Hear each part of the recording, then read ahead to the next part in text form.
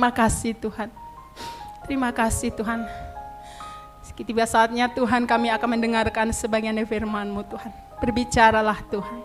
Engkau yang berbicara mengambil alih semuanya Tuhan di dalam nama Yesus. Biarlah kuasa-Mu yang beracara Tuhan. Persiapan hamba sangat terbatas Tuhan dan hamba tidak memiliki apa-apa. Hamba hanya menjalankan apa yang Tuhan mau. Berbicaralah Tuhan pribadi lewat pribadi. Karena firman ini adalah menjadi rema dari setiap kami Tuhan. Terima kasih Tuhan Yesus, terima kasih. Kami siap memuji nama-Mu, mendengarkan firman-Mu dengan segenap hati kami Tuhan. Haleluya Yesus. Amin. Silakan duduk Bapak Ibu, Saudara yang terkasih. Luar biasa, lewat pujian saya dipuaskan. Kebetulan tadi ibadah pertama dan ibadah kedua, dan saya sangat dapat double berkat pada hari ini. Luar biasa, terima kasih untuk tim Praise and Worship yang sudah luar biasa membawa kita masuk ke hadirat Tuhan. Saudaraku yang terkasih di dalam Tuhan, sebelumnya saya mengucapkan terima kasih buat Bapak Gembala, staf pengembalaan, Pak Yosef, Bu Arta, Pak Wi, Pak Coki, Pak Hendri, semuanya yang sudah memberikan kesempatan saya untuk melayani Tuhan. Suatu hal yang membuat saya luar biasa bersuka cita ketika saya melayani Tuhan, karena melayani itu adalah bagian dalam hidup setiap kita anak Tuhan. Saudara yang terkasih di dalam Tuhan, di bulan Maret ini, Bapak Gembala kemarin saat memberikan materi, ini materi adalah materi dari BPH, BBD, itu adalah tentang membangun kebiasaan yang baik. Saya memahami bahwa ketika kita membangun kebiasaan yang baik ini, luar biasa gitu ya. Saudara, mengapa kebiasaan yang baik itu harus kita bangun? Karena pada saat-saat ini itu, dalam masa-masa seperti ini, orang mulai segala sesuatu instan. Mereka mengharapkan segala sesuatu perubahan demi perubahan itu instan. Tapi tidak ada yang instan di dalam dunia ini. Untuk itu kita harus mulai membangun kebiasaan yang baik. Kalau dari minggu pertama, minggu kedua, dan hari ini, kita sudah mempelajari. Kalau Bapak Ibu Saudara yang ke gereja pasti Saudara tahu bagaimana firman-firman yang disampaikan. Bahkan tadi pagi Pak Hendrik juga menyampaikan tentang integritas. Itu adalah sebuah karakter kebiasaan yang baik yang harus kita miliki. Saudara yang terkasih, kalau Bapak Ibu Saudara lihat dari hidup dalam perjanjian berkat sampai yang terakhir di sebelah sana, itu ada 13 tema. Itu adalah kebiasaan yang dibangun atau tema yang ditanamkan oleh Bapak Gembala dan staf pengembalaan mengenai tema-tema ini. Saudara yang terkasih, beberapa waktu yang lalu, Bapak Gembala berdiri di tempat ini dan dia berkata, saya sudah 13 tahun melayani di tempat ini. Saya mengharapkan, sebenarnya Bapak Gembala ketika berbicara itu hal yang biasa, tetapi saya di pojokan sana mendengar itu meneteskan air mata. 13 tahun beliau mengembala di tempat ini. Begitu banyak kehidupan yang sudah ditanamkan kepada kita sebagai anak-anaknya, anak-anak rohaninya. Apa yang sudah kita dapat dari itu? Sama halnya ketika saya berpikir, flashback, ketika saya memiliki seorang mama orang tua. Kalau papa saya udah lama ketika saya tidak kecil ya. Tapi saat ini beliau sudah tidak ada. Ketika saya berpikir pada tahap di saat ini, seandainya mama saya masih ada, bahagianya saya bisa membahagiakan lebih. Itu yang terjadi. Ketika orang tua mengharapkan kehidupan yang ditanamkan, itu menjadi panggilan bagaimana kita bisa menghidupi. Tema-tema yang ada di dalam gereja kita ini bukan hanya sekedar tema, tapi setiap tema kita hidupi dalam sepanjang tahun. Saudara, hari ini saya tidak sedang membahas tema, tetapi saya mendapatkan bagian tentang firman yang sudah ditetapkan, yaitu tentang membangun kebiasaan yang baik, yang hari ini adalah tentang disiplin diri. Disiplin, saudara, kecenderungan tadi saya bilang bahwa kita ini seringkali sebagai manusia sudah terbiasa hidup dalam instan. Segala sesuatu instan, apalagi di masa pandemi seperti ini. Kita melihat anak-anak sekolah sudah mulai lagi pakai online. Mereka juga kadang-kadang saya lihat ada beberapa orang pakai seragam cuma atasnya, bawahnya bisa celana pendek, mungkin pakai pada saat Google Meet bisa di-mute gambarnya, dan mereka dengan mungkin sambil tiduran atau apa, karena segala sesuatu instan. Dia pikir bisa download materi, tinggal menerapkan. Ulangan juga tinggal lihat materi ini. Tidak lagi seperti dulu. Dan kita bilang bahwa kecenderungan orang itu memilih instan. Ini kalau kita lihat tadi Bapak Gembala Pak Hendrik ya, Pak Pendeta Hendrik menyampaikan tentang pencobaan di padang gurun. Kalau saya lihat di Matius 4 ayat 9, itu pencobaan yang dibilang pada saat itu Tuhan dibawa ke gunung yang ketiga.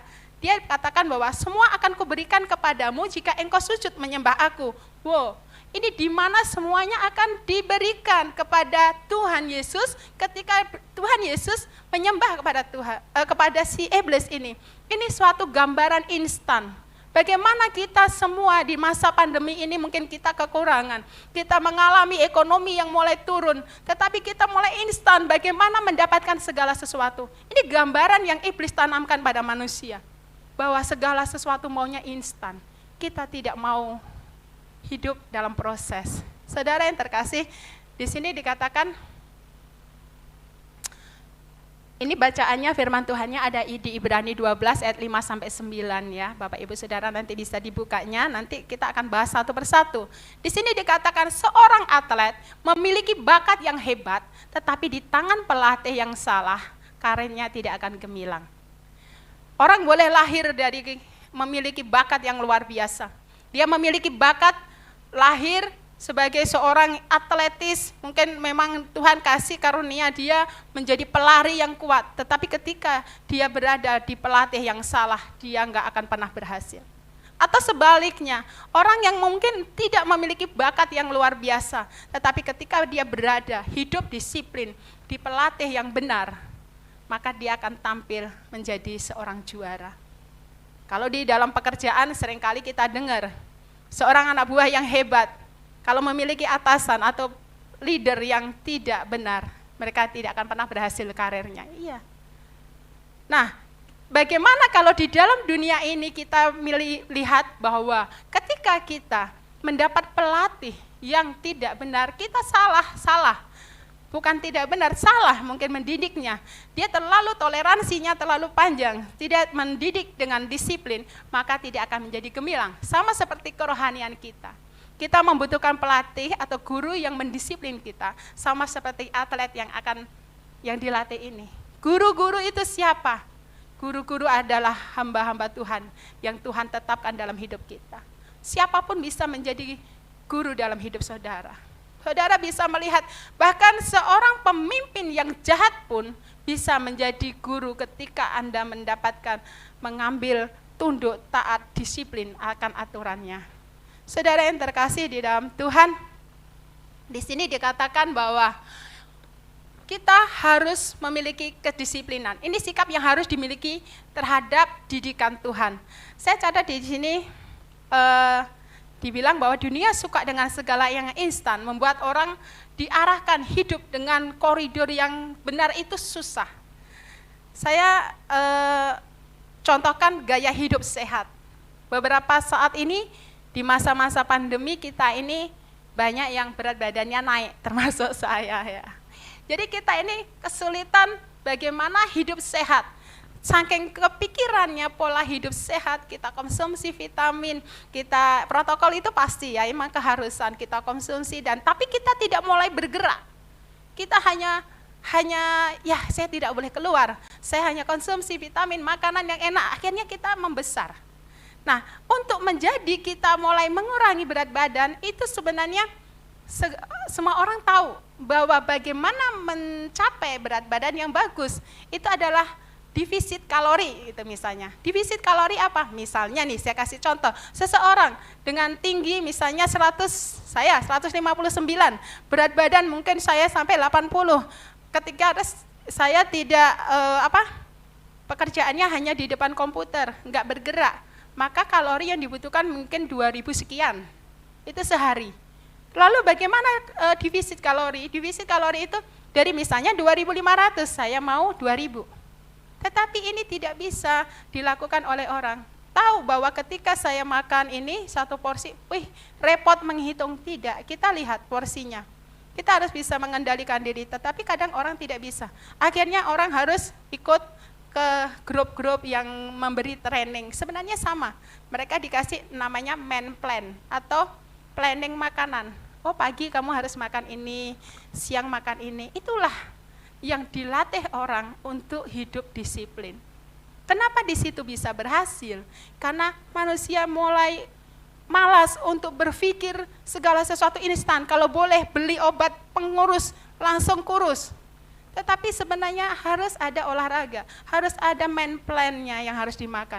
Kadang-kadang itu yang kita nggak bisa dihidupi. Apalagi di dalam kerohanian kita. Di dalam rohani kita semua maunya baik. Tetapi kita untuk disiplin di dalam kerohanian kita, kita sekarang kadang tahu kebenaran, tapi kadang susah untuk menjalankan. Di firman Tuhan hari ini, saya bersyukur bahwa GBI itu memahami hal ini. Dimana kenapa sih membangun kebiasaan yang baik? Kalau saudara tahu dari ibadah minggu pertama sampai hari ini, itu ada plan. Seperti kalau orang tadi bilang main plan-nya atau planning untuk hidup dalam kebiasaan yang baik. Kita harus hidupin. Gak bisa hari ini kita baca, kemudian besok kita lakukan, besok tahap yang kedua. Sama seperti ketika Bapak Gembala memberikan buku renungan buat staf pengembalaan waktu itu, saya dengar, saya tidak akan berikan lagi buku kedua kalau buku pertama belum selesai baca. Saya melihat itu, bahwa memang kita harus hidupi dulu. Bahwa setiap kebiasaan-kebiasaan yang baik, kita bersyukur di gereja kita diberi makanan-makanan yang benar, makanan-makanan yang teratur, yang terplanning. Apakah sama seperti tadi contohnya, orang di luar sana dia bisa beli makanan yang hebat, yang mahal? Tidak bisa. Makanan yang mahal, makanan yang enak bisa, tetapi yang sehat itu tidak. Tetapi di gereja ini bukan hanya makanan yang sehat secara badan, tetapi ini berguna untuk kerohanian kita. Inilah sikap yang harus kita miliki terhadap didikan Tuhan. Yang pertama, jangan anggap enteng. Ibrani 12 ayat 5 tadi dikatakan bahwa, dan sesudah lupakah kamu akan nasihat yang berbicara kepada kamu, seperti kepada anak-anak. Hei anakku, janganlah anggap enteng didikan Tuhan, dan janganlah putus asa apabila engkau diperingatkan. Kita nggak boleh anggap enteng didikan Tuhan. Jangan anggap enteng, contoh kita harus hidup dengar-dengaran dengan Tuhan. Bagaimana saya mendapatkan didikan Tuhan? Didikan Tuhan itu seperti apa? Ketika saudara tidak pernah membaca firman Tuhan, ketika saudara tidak melihat bahwa firman ini adalah banyak yang kita harus hidupi. Mengapa anak-anak Tuhan harus membaca firman Tuhan? Karena di dalam firman inilah ada janji Tuhan. Tadi di firman Tuhan pagi hari dikatakan kita nggak boleh mendengar firman Tuhan itu hanya sepotong-potong. Kita harus mendengar firman Tuhan itu dengan sepenuhnya. Ketika sepotong-potong yang enak kita ambil, yang nggak enak kita bukan buat kita. Sama ketika iblis menggoda Tuhan tadi di padang gurun. Dia katakan tentang firman Tuhan, ada tertulis. Tapi Tuhan menjawabnya apa? Dengan firman Tuhan lagi. Seandainya kita ini manusia-manusia rohani yang mau belajar bertumbuh, kita nggak pernah membaca firman Tuhan, maka kita tidak akan bisa melihat bahwa kebenaran yang tertulis di dalam firman ini seperti apa. Di masa seperti ini, kita harus jangan anggap enteng didikan Tuhan. Bapak Ibu Saudara yang terkasih, saya seringkali ketika dalam perjalanan ke kantor gitu ya, saya sering mendapat rema dari Tuhan gitu, saya suka ambil handphone saya, kemudian saya rekam. Ya kayak orang lagi khotbah aja, walaupun itu nggak pernah saya share buat diri saya sendiri. Besoknya saya berangkat, saya dengar gitu ya. Suatu hari sebelumnya saya, kalau nggak salah itu hari Senin lalu lah, hari Selasa gitu ya. Saya bekerja di sebuah perusahaan atau di pabrik gitu ya. Di situ banyak sekali tantangan yang harus saya hadapi. Dan saat itu saya marah. Marah saya kelewatan, saya marah gitu.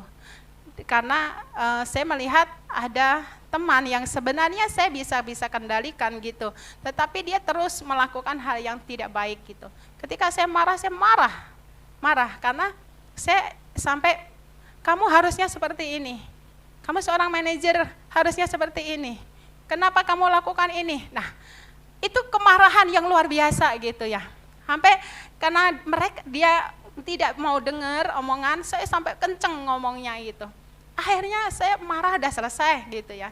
Besok pulang, biasanya saya kalau ngerekam itu pulang kerja atau ya kadang pagi juga ada. Tapi waktu itu tiba-tiba Tuhan ambil handphonemu, rekam. Saya bilang enggak ada yang spesial Tuhan. Nothing special for today. Enggak ada yang spesial hari ini. Saya harus ngomong apa? Tiba-tiba saya berbicara tentang karakter kemarin saya. Tuhan berbilang ini, kamu kemarin marah, iya. Kamu posisi benar enggak? Benar. Bagaimana responmu? Kamu lupakah bahwa bukan soal benar dan salah, tetapi respon kita. Saya benar, saya ngomong rekaman saya ini adalah dosa saya. Ketika saya marah dan marah. Saya merasa diri saya, oh ya Tuhan, kamu mengambil alih bagian Tuhan. Tuhan yang harus bukan menghakimi, bukan hak kamu. Saya mulai ditegur Tuhan dari itu. Saya sampai rekam, saya Tuhan ampuni saya.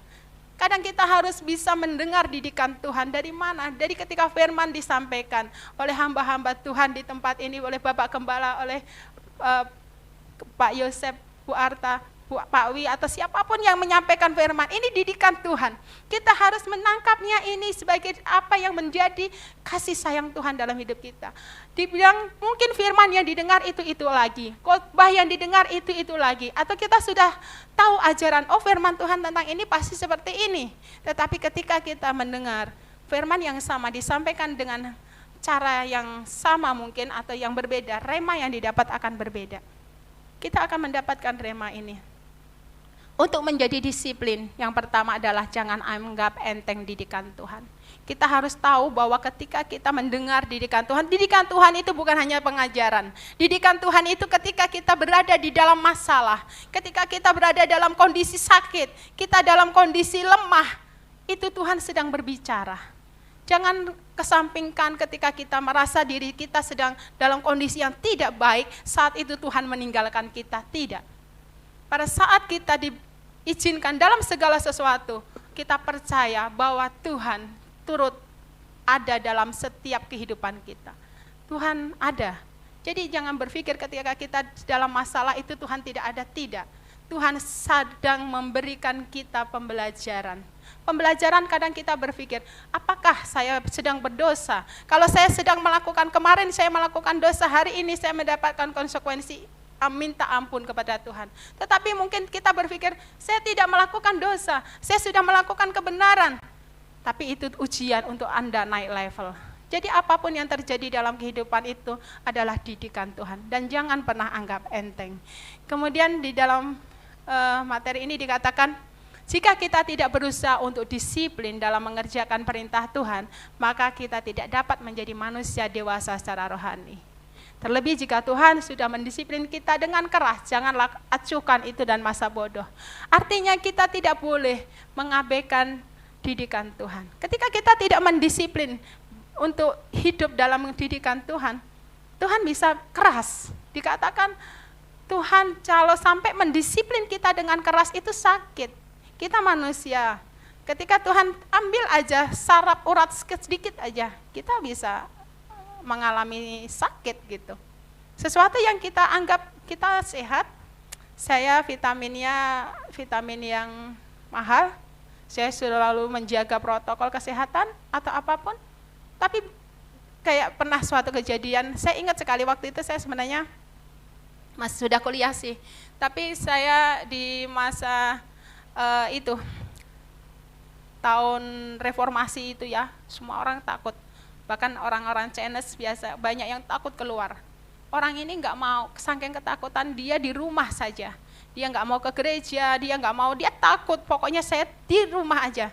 Yang terjadi dia apa? Dia jatuh dari tangga, dia juga bisa celaka. Artinya mau dimanapun kalau memang kita mau jatuh. Artinya kita nggak boleh bahwa ketakutan itu membuat kita excuse, membuat kita merasa diri kita ini bisa beralasan untuk tidak disiplin. Ya, di sini karena apa? Kalau kita mulai acuh dengan didikan Tuhan, yang terjadi Tuhan akan lebih mendisiplin kita dengan keras. Yang kedua, apa yang harus kita lakukan? Yang kedua adalah jangan putus asa.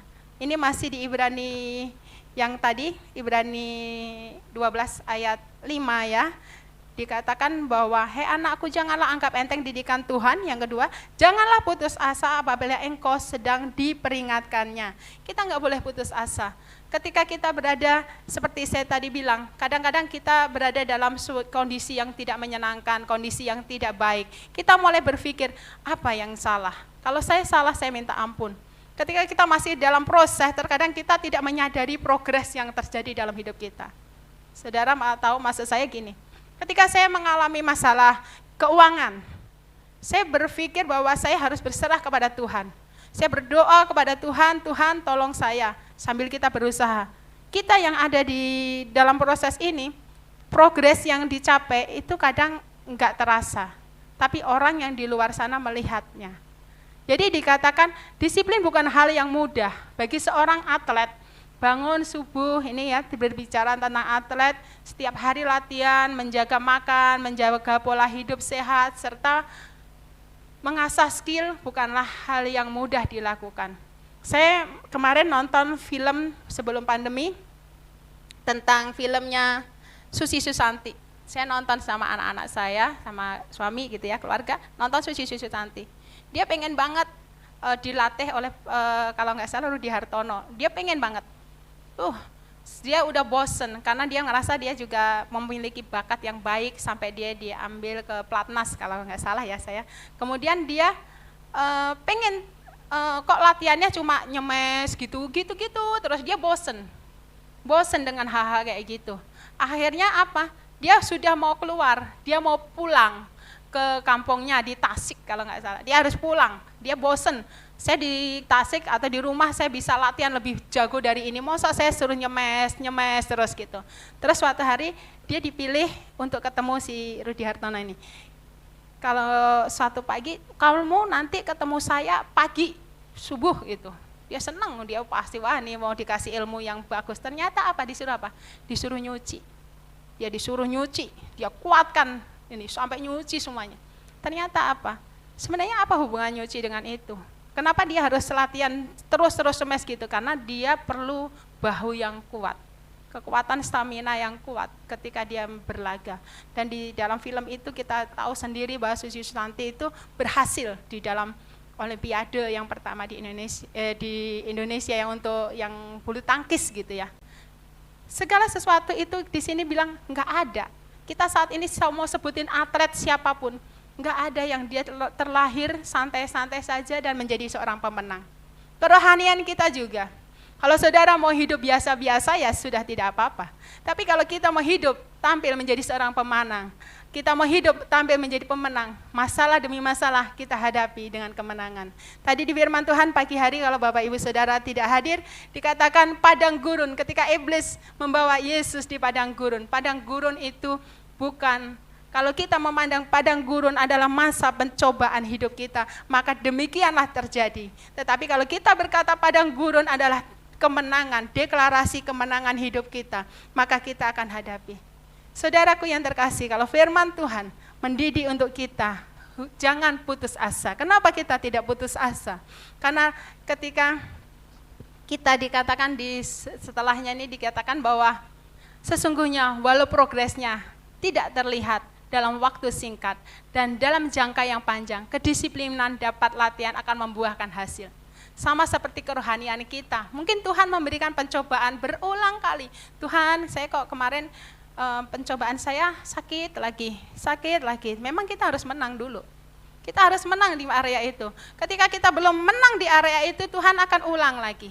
Sama sekolah, anak-anak sekolah kan Bapak Ibu pasti tahu ya, ketika sekolah nilainya KKM tidak memenuhi, dia harus remedial. Tujuannya remedial bukan mempermalukan, tujuannya remedial bukan untuk merendahkan, tetapi tujuan remedial ini adalah untuk mendorong anak ini mencapai target nilai yang baik. Dia harus, tidak ada guru yang menginginkan anak muridnya tidak naik kelas. Tidak ada seorang pelatih yang menginginkan atletnya gagal. Bahkan tidak ada Tuhan yang menginginkan kita semua gagal dalam hidup kita.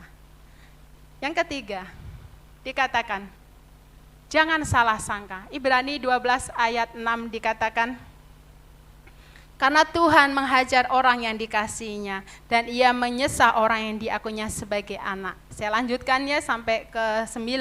Jika kamu harus menanggung ganjaran, Allah memperlakukan kamu seperti anak. Di manakah terdapat seorang anak yang tidak dihajar oleh ayahnya? Tetapi jikalau kamu bebas dari ganjaran, kamu akan diderita setiap orang, maka kamu bukanlah anak, tetapi anak-anak gampang. Ada bapak-bapak gampang. Bapak, kalau kita belajar tentang hati bapak, ada bapak gampang. Ternyata ada anak-anak gampang. Anak-anak yang tidak mau hidup dalam disiplin. Ketika menghadapi masalah, tujuan disiplin adalah apa? Supaya kita kuat. Supaya tubuh, kalau kita seseorang yang mau hidup sehat, dia harus, bahkan ada yang sampai ke tempat fitness supaya badannya kuat. Bukan hanya asupan makanan yang dijaga, tetapi latihan, exercise yang harus dilakukan. Selanjutnya dari ayah kita yang sebenarnya kita beroleh ganjaran. Dan mereka kita hormati. Kalau demikian bukanlah kita harus lebih taat kepada Bapa segala roh supaya kita beroleh hidup yang tenang. Beroleh yang hidup. Yang ketiga, kita jangan salah sangka. Kita harus tahu bahwa Tuhan mengasihi kita. Kita harus menurut kehidupan yang Tuhan tetapkan dalam hidup kita. Setiap ganjaran pada waktu diberikan tidak mendatangkan sukacita, mendatangkan duka cita. Namanya punishment, sanksi. Itu enggak enak. Semua orang enggak enak dalam proses. Tetapi dikatakan bahwa sukacita tidak mendatangkan sukacita tapi duka cita, tetapi hasilnya akan didapatkan buah kebenaran yang memberikan damai kepada semua yang dilatih olehnya. Saudaraku yang terkasih, kita harus tahu bahwa ketika disiplin yang kita harus lakukan, yang pertama, jangan anggap enteng didikan Tuhan. Yang kedua, jangan putus asa. Ketika kita dalam proses, kita jangan putus asa. Saya orang kimia, saya selalu berkata bahwa saya berulang-ulang pernah berbicara bahwa kalau di proses kimia itu ada A plus B sama dengan C. Tetapi biasanya disebut tambahkan katalis supaya prosesnya cepat tetapi tidak ada efek samping. Artinya supaya A dan B tetap C, tetapi tidak ada efek samping, tetapi supaya proses katalisnya kita orang percaya itu bersyukur. Bersyukur ketika kita dalam proses yang Tuhan izinkan, kita harus bersyukur. Bersyukur supaya proses ini itu berjalan cepat dan kita tidak melakukan dosa. Yang kedua, jangan putus asa tadi. Yang ketiga, jangan salah sangka. Sebenarnya saya tambahkan di ini adalah jangan salah sangka bahwa Tuhan benci sama Anda atau Tuhan tidak peduli. Tuhan sangat sayang. Ini dibesarkan kenapa? Supaya kita tahu bahwa Tuhan itu sayang. Oleh karena itu, Ia mendisiplin kita untuk menjadi orang yang dewasa. Kita enggak mau punya anak hanya tumbuh menjadi anak-anak saja. Semua mengharapkan anak kita tumbuh, ada progres hidup tumbuhnya. Bukan hanya badannya, tapi secara kedewasaannya juga. Bagaimana kita memberikan tanggung jawab kelak kepada anak kita? Mewariskan apa yang kita miliki kalau dia belum dewasa. Bahkan dunia mencatat seseorang yang belum 17 tahun, belum dewasa, dianggapnya dewasa itu 17 ya, tapi sebenarnya tidak jaminan gitu. Itu tidak akan bisa menerima warisan. Di sini dikatakan bahwa tujuannya, saya bilang bahwa ingat, panggilan hidup kita adalah panggilan surgawi.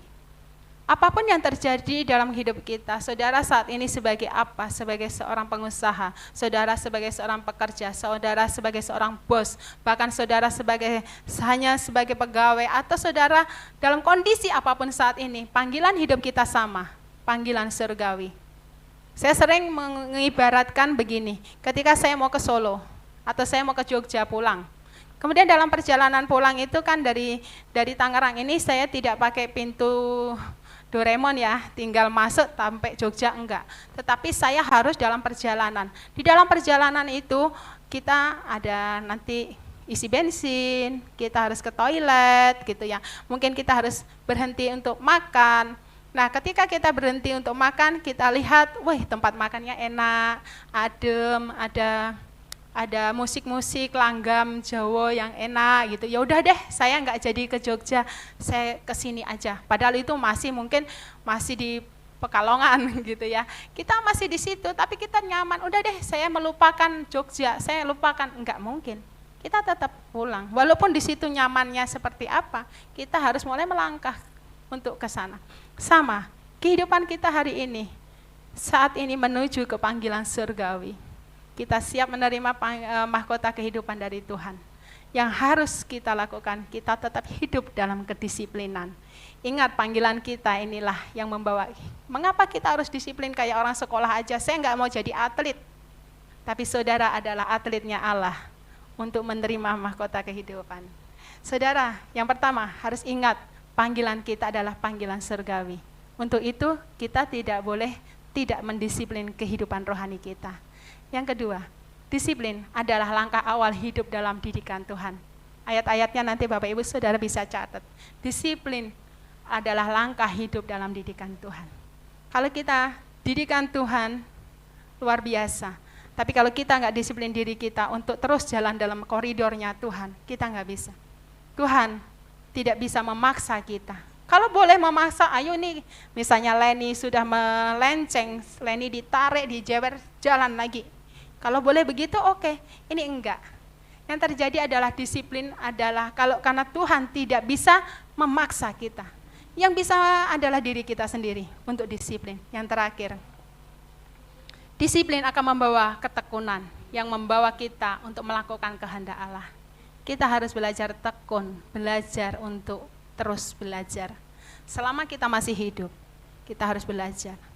Selalu ingatlah bahwa panggilan kita adalah panggilan surgawi. Kalau orang dunia berkata bahwa 90 hari mengubah hidup, itu contohnya begitu. Kalau kita biasa olahraga, sehari, 2 hari masih berat, sebulan sudah agak enteng, 3 bulan sudah mulai menjadi biasa, 3 bulan menjadi habit. Disiplin juga, kalau kita terus kelola kita, mendisiplin kita menjadi habit. Habit itu gaya hidup. Jadi kalau saudara yang sudah lewat 90 hari olahraga, terus tiba-tiba nggak olahraga, itu nggak enak. Sama dengan kehidupan kita. Tuhan Yesus memberkati.